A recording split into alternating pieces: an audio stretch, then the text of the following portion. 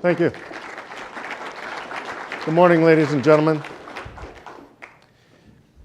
As Major Vernetta mentioned, I am Major Jim Twist, Captain Blake Rhoades. We comprise the Threat Analysis Cell at the Army Cyber Institute.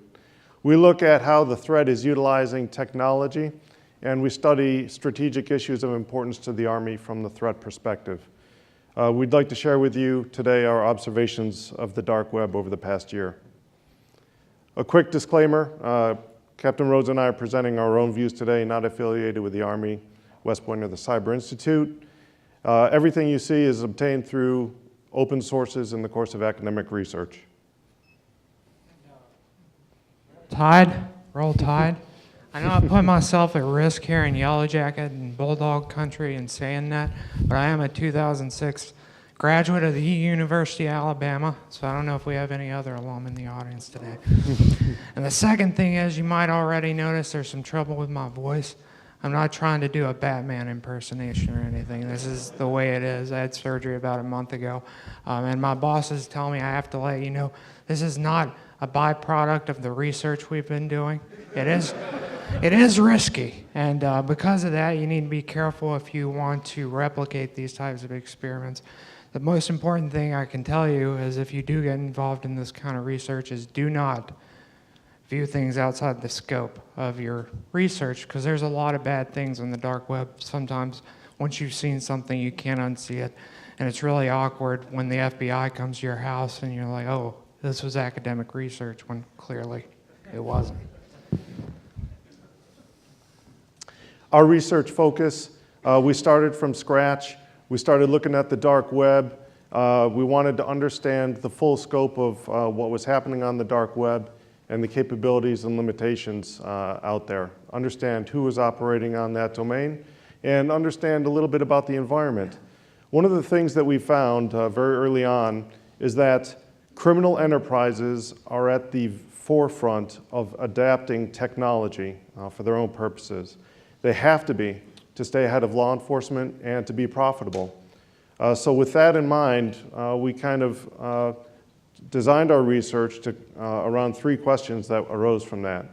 Number one, with criminal enterprises operating and rapidly incorporating technology, we saw that the dark web as a platform that supports military operations or has military applications, primarily logistics and command and control, but there are other functions as well. Also, this is an environment that it would be conducive for terrorists or other threat groups to begin utilizing that environment for their own purposes in order to support cyber objectives or cyber operations. So what's on the dark web? Well, just to break it down and set the table, we want to describe where we've been looking. The surface web, everybody knows, is what you can access with your normal browsers, Yahoo, Google, etc. Really, it's about 5 to 10% of the web.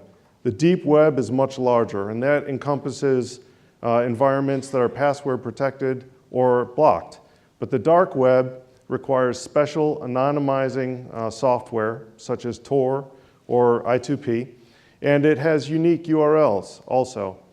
It makes it an environment that is conducive for criminal organizations to facilitate and proliferate knowledge and information. But this anonymizing technology is a double-edged sword. It has two sides to it. On the one hand, it supports academic research, communicating and sharing ideas, and it supports political dissidents that are within repressive governments. On the other hand are something more nefarious, an environment that is a tangled nest of illicit activities, illegal organizations, threat groups, sharing of dark knowledge, and might we say things that are should scare us, really, in the conversation. So discussing the dark web and knowing those two different things help us understand exactly how it can be used. For the academics in the room, we know that you're more likely to believe us if we have a chart with floating point notation on it. So this slide is just telling you, and really so in the last month, the dark web is continuing to expand. And that spike here towards the end, if you can't see it, that just happened within the past month. Yep. Here we go. And it's not to say that all that is nefarious activity. During the Uganda election cycle last month, the government attempted to block all social media during the election cycle. And during that time, you saw a spike in increasing Tor traffic out of Uganda. So this is to say some of the dark web, some of the technologies for accessing it, it's being used for good as well. Okay, so there's generally two kind of viewpoints that evolved with the dark web. On the one hand, indicated by the 2015 Wire article, indicates that the dark web is dead. That is a view that was popularized following the takedown of Silk Road and Silk Road 2.0 in 2012 and 2014. It kind of shattered the perception that there was a guarantee of anonymity. Counter to that is an idea that the dark web is evolving, that the technology is being hardened, as technology always is. And so if the technology is being hardened, what does that mean for us? How might terrorists utilize that? For our purposes today, we would like to use the case of ISIL as a group that is prominent in our collective attention with everything that's happening in the world, and demonstrate how they might utilize this cyber environment on the dark web for their own purposes and what impact that has for us. Previously, as we said, the rapid adaptation of technology supports proliferation of knowledge, but it also supports proliferation of technology. The tools that are being developed by our world-class tech sector, once they're made public or made known, they're rapidly incorporated into a cycle of usage and testing on the dark web, and that information is shared and then rapidly put to use in criminal terms. Into that environment comes ISIL. And ISIL can see a cyber technique or a piece of malware that has already been tested and evaluated, and that may be designed for one thing, and they may be able to co-opt it. And other things that should scare us about an actor like ISIL operating on the dark web are that they don't need to have these skills themselves. They have financial resources. They can outsource their cyber requirements to other actors who are willing to pay or to be paid for their services. So ISIL's been pretty successful using surface web technologies like Telegram to plan and coordinate their attacks. They've been very successful using social media sites like Twitter to recruit new members. We've seen that in the last year in San Bernardino and Paris. These types of technologies pose a significant obstacle for intelligence and law enforcement community. So we know they're not there substantially on the dark web yet, but throughout this brief, we're kind of just throwing out the idea, what happens when they do get there? What happens when they migrate from technologies that is predominantly for civilian and enterprise use to a new world that has been specifically designed to be more anonymous, more secure, and to evade intelligence communities and law enforcement and military because the developers' lives are on the line. So that's the idea that we want to throw at you today. So imagine, if you will, that ISIL goes online, right? They have a stated intent to attack U.S. critical infrastructure sector, or we're telling you that that capability is there on the dark web. And the dark web is essentially where, ISIL's had this intent, but they could go to the dark web and get the capability. Off-the-shelf capability. So this is a demo of a dark website. So again, imagine you are an ISIL member going online, connecting. This is a special software browser developed by Tor to access a .onion site. Now, once they get there, they need only go to one of these search engines that's been specifically built to navigate the dark web and just start entering search terms. So at the level of, your average high school teenager, well, maybe less than that these days, they can go online and start entering search terms and finding out places where they can buy exploits, learning about those exploits, or if you enter the search term rifles, you can see all kinds of markets where you can go and access weapons. Torch is another one of those search engines. It's not as user-friendly as Grams. Maybe it doesn't have any cool pixels or images that are returned, but I've found that's even more accurate than Grams. Another type of site you might find on there is sort of a rent-a-hacker type site.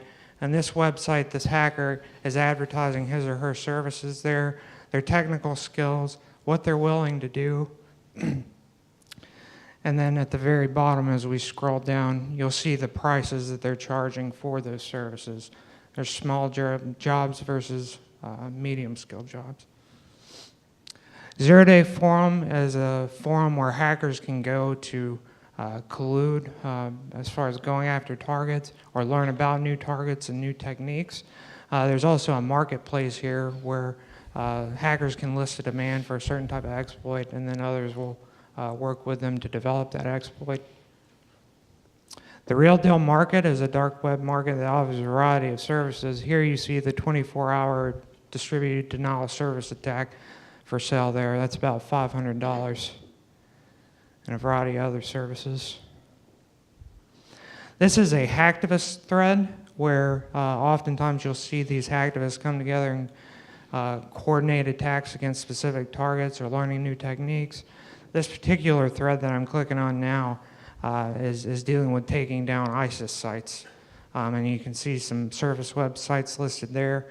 As you scroll down, you can see them coordinating their attacks and recruiting new members. Black market guns for the firearms enthusiast here. This is a site where you can find a variety of different weapons, most of them firearms. You got pistols, semi-automatic assault rifles, fully automatic weapons with silencers on them. And as we click here, you can get a pretty good view of one of the firearms they have for sale. Offering worldwide shipping. Onion Identity Service is a market where you can go and easily purchase fake IDs, including passports for a variety of countries, and then ID cards with embedded electronic ID chips. So yes, your CAC cards are very secure. Driver's licenses from a variety of different countries. Alpha Bay is a dark web market that's one of the most popular. It's sort of your Amazon for illegal things on the dark web. Here on this tab, you just see a variety of stolen accounts that are for sale, PayPal, Uber, and a variety of others. Some of those IDs are very sophisticated. We have not tested them, but they offer guarantees of fooling law enforcement services. So based on the technology that we've seen, we expect that those forged documents to be able to pass a visual inspection. To be identified as fraudulent, they would have to be matched up to an actual database. And so if that's not done, imagine potentially a lone wolf having access to these documents where he can obtain with $50 to $100 of legitimate US documents in order to gain access to a facility. So there is a lot of pressure in the operating environment on ISIL. Social media sites and vendors like Twitter and Facebook are trying to disrupt their activities and take down their accounts. The DoD is conducting cyber operations against ISIL in Mosul. The ground operations force ISIL to change the way that they communicate and adapt to real-time changes in their environment. And also, third-party actors like GhostSec are conducting independent actions against ISIL, uncoordinated with these other bodies.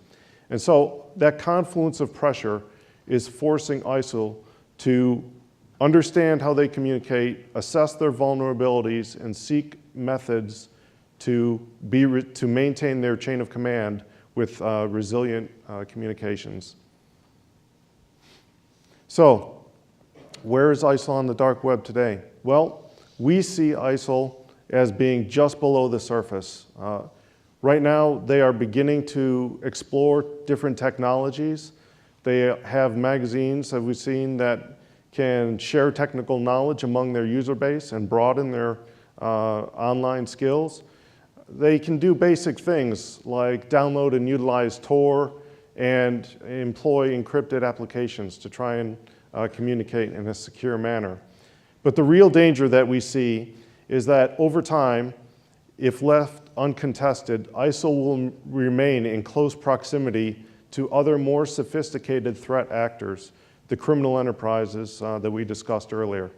And in so doing, they will learn from these actors and they will rapidly incorporate their technology, their knowledge, and their expertise, and thereby become a much more capable enemy themselves.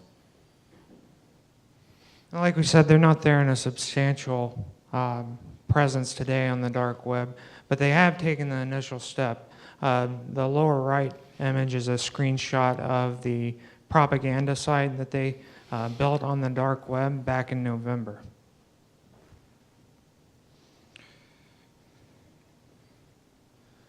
So they're operating on the dark web, but that made us ask the question, what are the barrier entries? What does it take to be a dark web operator? So at the software layer, there's a variety of point-and-click solutions. So it's really easy to go on there and just drag and drop to create your own website and pay someone else to take care of all the technical stuff for you.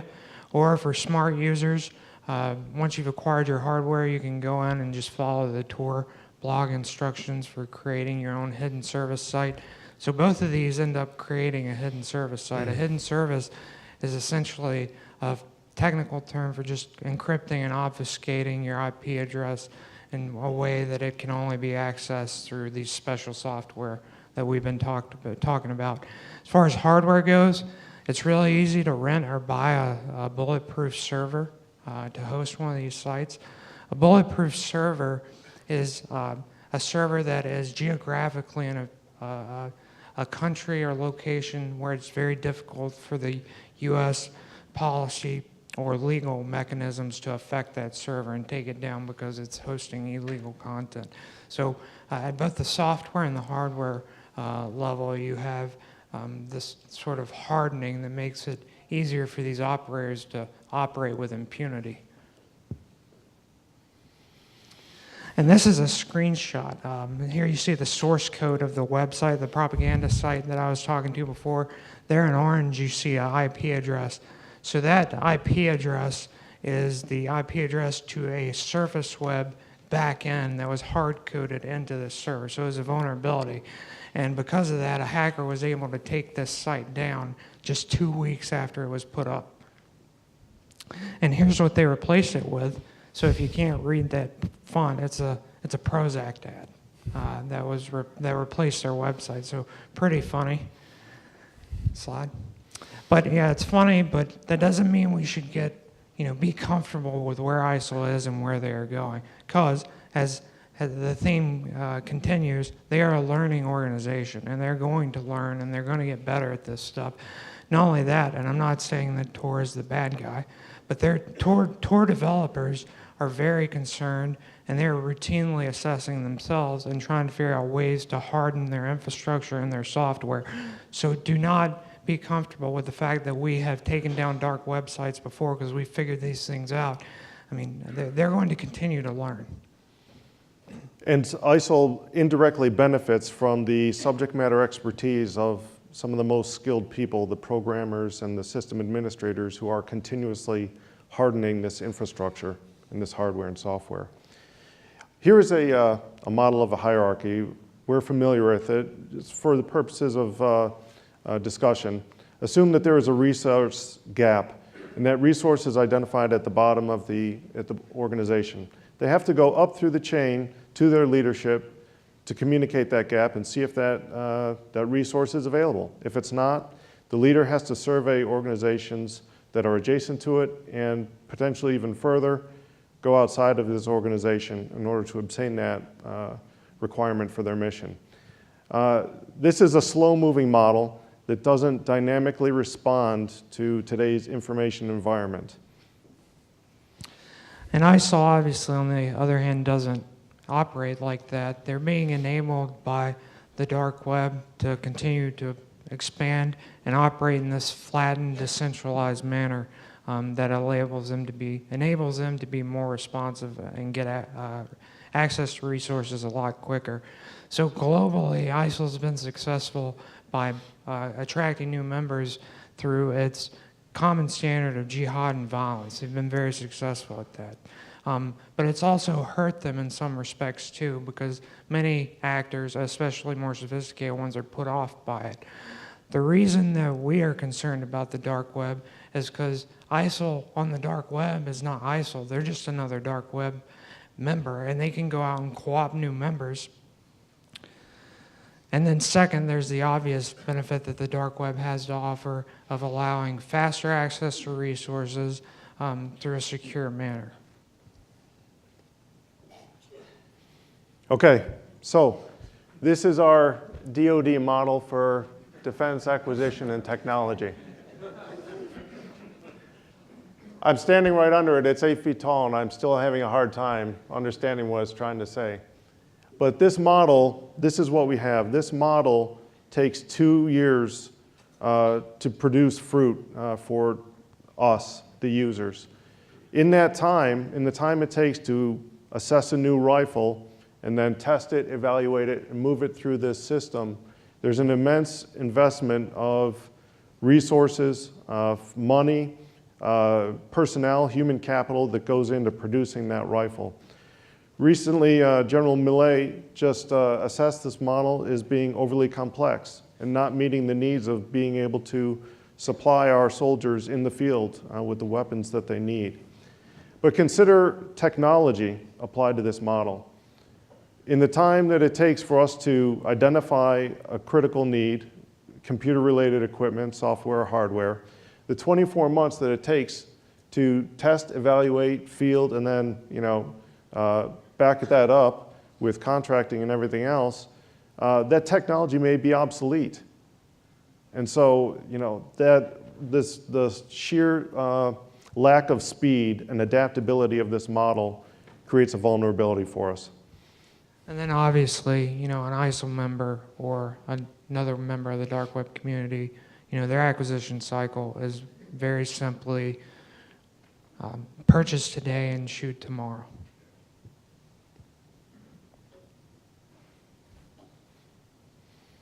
Ladies and gentlemen, we submit to you from our observations over the dark web that we must retool our machinery, if you will, to be more adaptive to operate in today's cyber environment. To keep pace with the innovations and the technology that are happening on the dark web that we believe that our adversaries have access to and knowledge of, we need to get lighter and faster. We see the potential that the dark web may be militarized by our threat groups, and in so doing, make our adversaries much more capable than they are today. Ladies and gentlemen, we have time for some questions, please.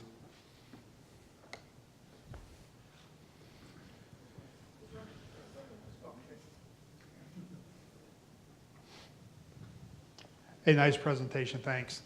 First thing I was wondering about is the price of that Beretta 50 cal, see if it's cheaper than the Virginia gun show.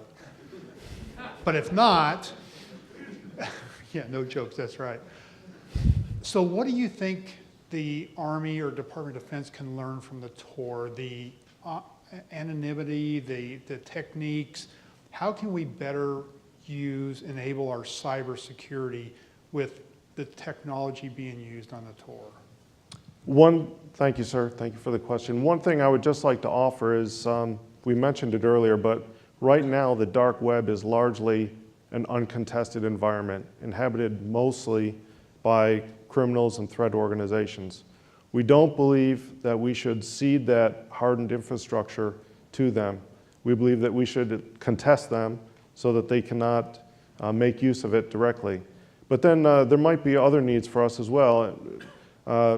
Blake and I subjectively have believed that we would benefit from engaging with the gray hats, the people who are developing this technology and at the forefront of using and modifying existing technology to be more useful and adaptive, and that we can dynamically learn from engagement with that community.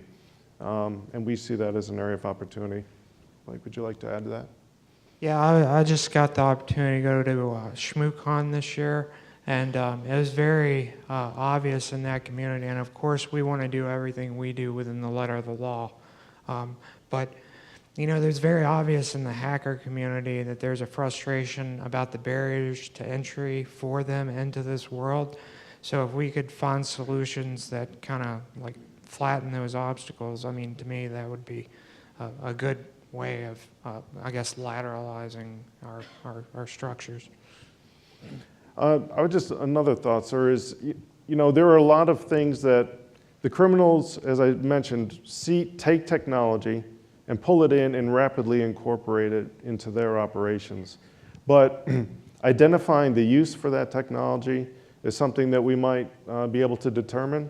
And then if we collectively had a mechanism for obtaining some of these innovations and bringing it back to government and then rapidly sharing it, that is a way for us to flatten that network and reduce that 2-year cycle.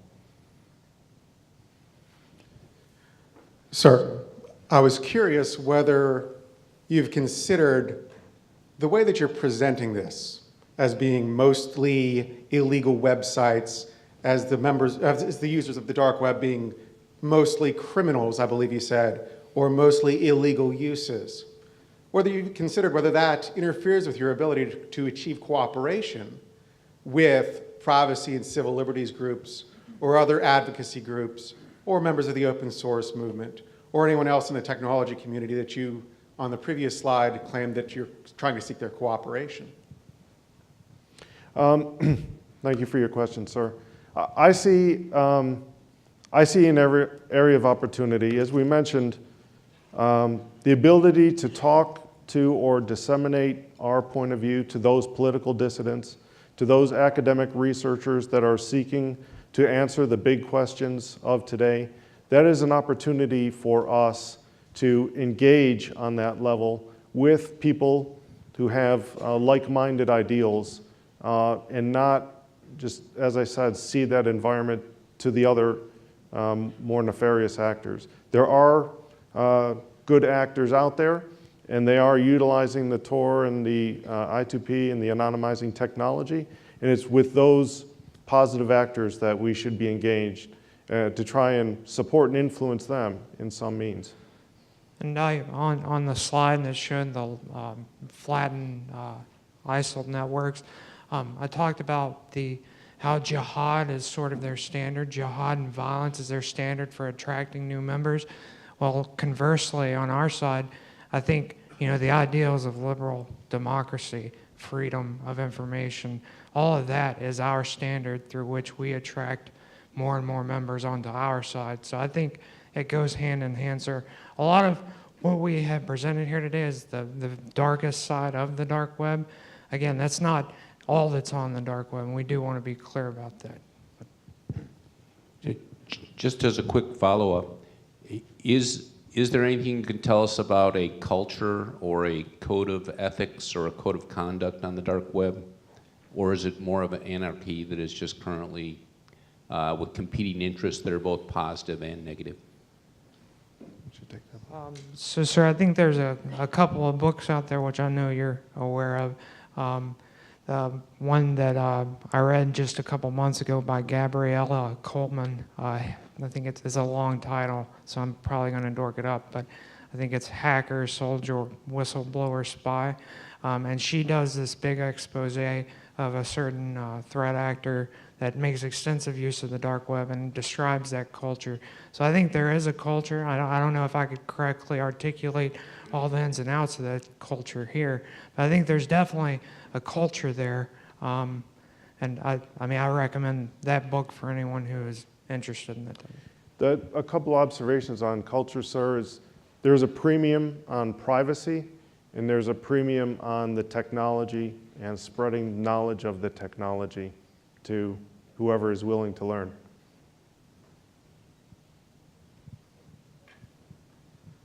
I'm kind of one of the odd men out here. I actually represent the Navy, Navy Cyber Defense Operations Command, and we're the Navy's sole CNDSP. So unlike the other services, we only really have one. And at NCDOC, we actually have an open source research capability, and we use it directly to feed countermeasure development, right? So we go out and do open source research, deep web research on adversary tactics, TTPs, capabilities, threats, things like that. And then we directly feed operations in that way. So what you guys are doing is great, and you're getting really good. You're really doing like intel work, right, on the deep web. But what are you doing to feed defensive cyber operations for the Army? Are you, I guess for starters, and then how are you getting that message out beyond just, the academy?